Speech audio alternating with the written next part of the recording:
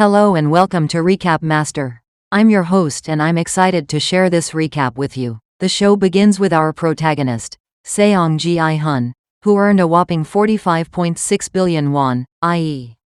$31 million, prize in the last season of Squid Game. At this moment, he's about to leave Korea for the US to reunite with his daughter, but then, at the subway station, he spots the salesman of the Squid Game, trying to lure another innocent person. This hits Ji-hun like a ton of bricks, especially when the salesman also notices him. Surprisingly, he decides to abandon his flight at the last minute. He soon receives a call from the salesman, who warns him that he'll regret not boarding the plane, but a determined Ji-hun vows to track him down, no matter what it takes. Ji-hun is confused about how the game's organizers continue to learn everything about him and follow him around. Following this, Ji-hun boards a cab and proceeds to a public bathroom. He searches for any tracker devices in his body, and eventually feels something in his ear, and cuts it open. Ji-hun is stunned when he discovers a microchip, and quickly flushes it down the drain. In another scene, a detective named Jun-ho gradually regains consciousness in a hospital room. We learn that he had previously sneaked into the Squid Game island to find his missing brother.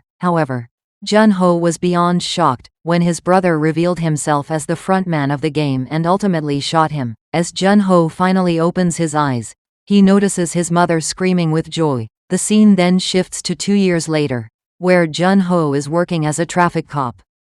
Shortly after, Jun-ho and his boss go to eat, and boss asks him to return to the crime division. Jun-ho responds by trying to explain about the deadly game taking place on the island, but the boss refuses to believe him and demands proof. He also inquires about the man who shot him, but Jun-ho denies remembering anything, since it was his own brother. Later that night, Ji-hun wakes up from a nightmare and hears a buzz in his rented motel. He looks outside and notices his previous creditor, Mr. Kim. It turns out Ji-hun has now hired him to find the salesman, who recruits people for the deadly Squid Game. Here, Mr. Kim reveals that they have been monitoring the subway stations for the past 2 years, but haven't seen anyone recruiting or acting suspiciously. This disappoints Ji-hun, but he's still confident the salesman will show up someday. He then hands Mr. Kim a large sum of money, and instructs him to hire as many men as possible for this mission. The next day, Mr. Kim and his right-hand man,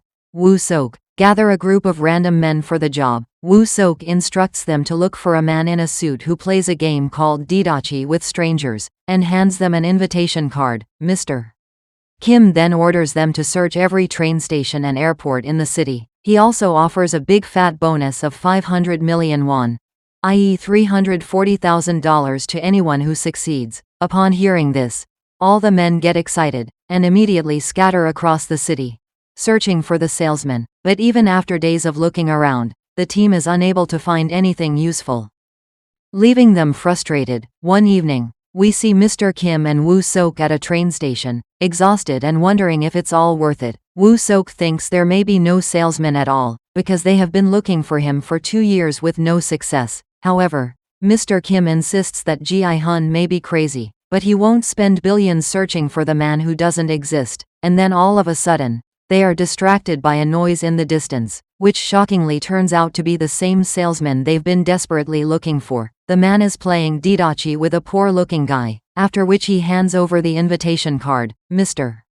Kim immediately calls Ji-hun to inform him about this, and Ji-hun is thrilled to hear the news, and orders them to follow the guy until he can get there. The salesman then goes to a bakery, buys a lot of bread rolls. He also gets 100 lottery cards, while the duo continues to follow him. After that, he heads to a park and approaches a homeless man sleeping on the ground. The salesman tells him that his life seems hopeless with no future, and offers the homeless man a bread roll and a lottery card, saying he can only choose one. After careful consideration, the man picks up the card and scratches it, but ends up losing. He then watches with great regret as the salesman walks away, carrying all the food. Next, the salesman goes to several other homeless people and repeats the process. The majority of people choose the lottery card, but none of them win. In the end, the salesman stands in the middle of the park and throws all the food into the ground. A hungry man questions why he did this, but the salesman responds that he gave them a choice,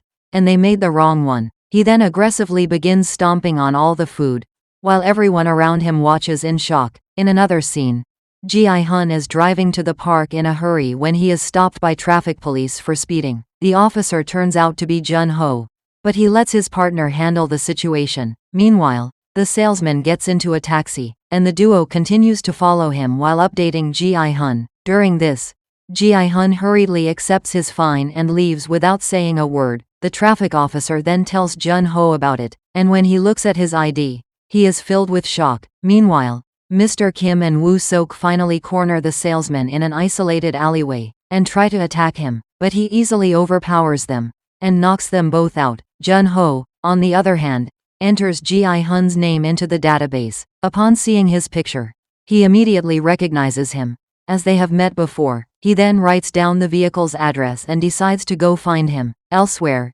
Ji-hun finally arrives at the alleyway, but can't find his men anywhere. He repeatedly calls Mr. Kim, but even it goes unanswered. He eventually comes across a sharp knife, and some blood stains, which freaks him out. In another scene, we see Mr. Kim and Woo-sok in a room, gagged and tied to chairs. The salesman then announces that the two are going to play a game of rock, paper, scissors, -1, which is a modified version of the game. The rules are that each player has to pick two options with both their hands, and take one away at the last second. It will be followed by the notorious Russian roulette. The salesman loads a single bullet into the 6-shot revolver and gives it a spin. He explains that whoever loses the rock, paper, scissors game will have to face the trigger. There's a 1 in 6 chance that they'll end up shooting themselves, and it's a matter of pure luck. Following this, the duo is forced to play rock, paper, scissors. However, neither is shot. Even after several rounds, the annoyed salesman then loads 4 more bullets into the gun, and now their odds of death are 5 in 6. In the final round, Woo-sok accidentally pulls out just rock, while Mr. Kim pulls out both scissors and paper. All he has to do now is choose paper to win, but he selflessly retains both his hands, earning him a disqualification. The amused salesman then shoots him in the head, finally ending the game. In the next scene, Ji-hun returns to his motel, where he shockingly finds the salesman waiting for him. The latter once again says he should have gotten on that plane, but a determined Ji-hun asserts that he wants to meet with the organizers of the game who recruited him. He claims that he wants to thank them, as they gave him a lot of money, which changed his life. The salesman states that he is the messenger, and promises to pass along the message. However, Ji-hun claims that he's just a dog who only follows his master's orders. These words enrage the salesman, and he proposes to play the game of Russian roulette with Ji-hun. He also raises the stakes by choosing not to spin the cylinder each time they pull the trigger. This ensures that the single bullet will be fired by round 6, and one of them will surely die. Ji-hun, who has a point to prove, agrees without hesitation, and the game begins. However, even after 4 rounds pass, neither of them is shot, increasing the tension. In the 5th round, it is Ji-hun's turn to face the trigger. It is a 50-50, and the salesman mentions that he has something in his pocket that will lead to his superiors, but he also warns Ji-hun that if he goes that route, he will always be perceived as a loser and a lowlife. Regardless, Ji-hun decides to take the risk and fires the shot, but is miraculously saved. Now, it's the last attempt, meaning the salesman is going to die. Ji-hun then points out that they are in the same situation, and the salesman can either follow the rules, or shoot Ji-hun to death. He also begins taunting the man,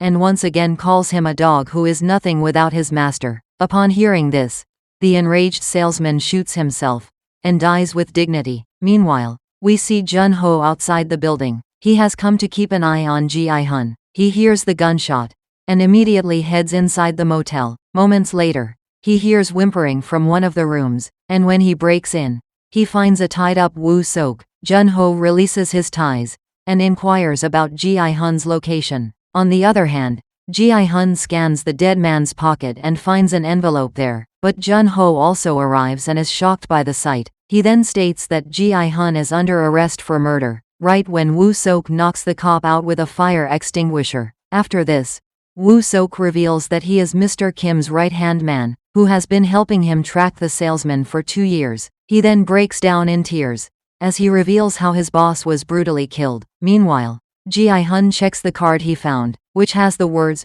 Club HDH, and a time, October 31st at midnight. Elsewhere, We see a woman named Kong Noel sleeping in her car when she's woken up by someone. A traffic officer states that she can't sleep in her vehicle like this, so the woman apologizes and says that she works at the amusement park and has the morning shift. Regardless, the cop gives her a final warning not to do it again. Back at the motel, Ji-hun has tied Jun-ho up in the bathroom, and clarifies that he didn't kill the salesman, and the two discuss where they have met before. It turns out that they met once on the island, and once at Ji-hun's home when Jun-ho was looking for his brother. The cop explains that he still hasn't found him, but leaves out the fact that his brother is actually the frontman of the Squid Game. Meanwhile, Ji-hun also shares that he wants to stop the game once and for all, and is trying to find its organizers. Jun-ho offers to help, as he has seen one of the VIP's faces on the island. He suggests they should team up to fulfill their respective missions. Next, Ji-hun takes the two men to a room where billions of wons are stashed in cash. He states that they are going to use all this money to fight against the people behind the games. After that, he takes them to another room, where he has gathered all kinds of expensive weapons and firearms, and it has a secret room inside. Ji-hun tells Jun-ho that he can come and practice whenever he wants, but he needs to quit his police job if he wants to be part of their mission. The scene then cuts to an amusement park where we see Noel, who is wearing a pink bunny costume and entertaining kids. Later, all the workers go to the dressing room and take off their mascot heads, but a little girl suddenly shows up. She gives Noel a picture she drew of a pink bunny. However, when the little girl notices a worker swearing while not wearing a mask, she gets scared and begins crying. After her dad takes her away, Noel learns from a coworker that the girl is actually suffering from leukemia. Later, Noel visits a smuggler's office, and we learn that she fled North Korea some time ago. She had abandoned her daughter there, and is now desperately looking for her. She then offers all her savings to the smuggler, but he states that the girl is likely dead since she was just 1 year old when her mother left. Later that night, Noel is sitting in her car, drinking and looking at her family's photo. All of a sudden, someone knocks on her window, and hands her an invitation card for the Squid Game. The next morning, Noel continues her work at the amusement park and entertains the kids, but at the end of the day, she abruptly hands in her resignation letter. Later, as Noel exits the park, she notices the girl with leukemia being loaded in an ambulance. The unconscious girl drops her strawberry hat, which Noel picks up. The scene then cuts to the motel, where a dentist is seen removing one of Ji-hun's teeth. He then replaces it with a prosthetic one that has a GPS tracker, so Ji-hun's friends can find him. Meanwhile, Noel arrives at the hospital, and overhears a conversation between the doctor and the girl's father. It turns out the girl urgently needs a bone marrow transplant, but it is not covered by insurance and is too expensive. Noel then approaches the sleeping girl, and holds her hand for a while. She returns the strawberry hat before quietly leaving. Meanwhile, Jun-ho has hired a special forces team with extensive combat experience, who are training at Ji-hun's place. They decide to go to Club HDH, but Ji-hun asks Jun-ho to stay outside, since the game organizers have already seen his face on the island. Ji-hun and Woo-seok decide to enter the club while their team stays outside. Later on, we see Noel calling the number that is written on her invitation card for the Squid Game. After confirming her details, they give her a location, and ask her to be there on October 31st at midnight. The scene then cuts to Club HDH, where a Halloween party is in full swing. The duo cautiously enters, and Woo-seok even puts on a mask to blend in. Meanwhile, Jun-ho, who is outside, notices two men dressed in pink jumpsuits and is immediately alarmed. He decides to follow them to the club and also informs his friends about it. Inside, Ji-hun is approached by a guard dressed in pink, who leads him somewhere. Woo-seok tries to go after him, but another guard steps in and touches him. By the time Jun-ho arrives, Ji-hun is already gone, and all he finds is an unconscious Woo-seok. Later, Jun-ho notices that Ji-hun just got into a white limo, so he immediately asks his team to tail the vehicle. Inside the white limo, Ji-hun finds no one, but hears the frontman speaking to him through a golden piggy bank speaker. The frontman asks why he has been looking for him, and Ji-hun reveals that he wants to end the game once and for all. However, the frontman argues that all the players joined willingly, and no one forced them. He also calls those people trash, who had nothing good going on in their lives. In the meantime, the team tailing the limo soon realizes that they are just driving in circles. Just then, a sniper stationed on top of a building blows out their tires. Even worse, Jun-ho's car is also damaged by an explosive. Ji-hun overhears all of this through his earpiece and shoots at the privacy screen in the front. He demands the frontman stop the limo, but the latter doesn't seem to care. With no other option, a desperate Ji-hun claims that he wants to participate in the game again. This confuses the frontman, and he points out that Ji-hun was just talking about stopping the game earlier.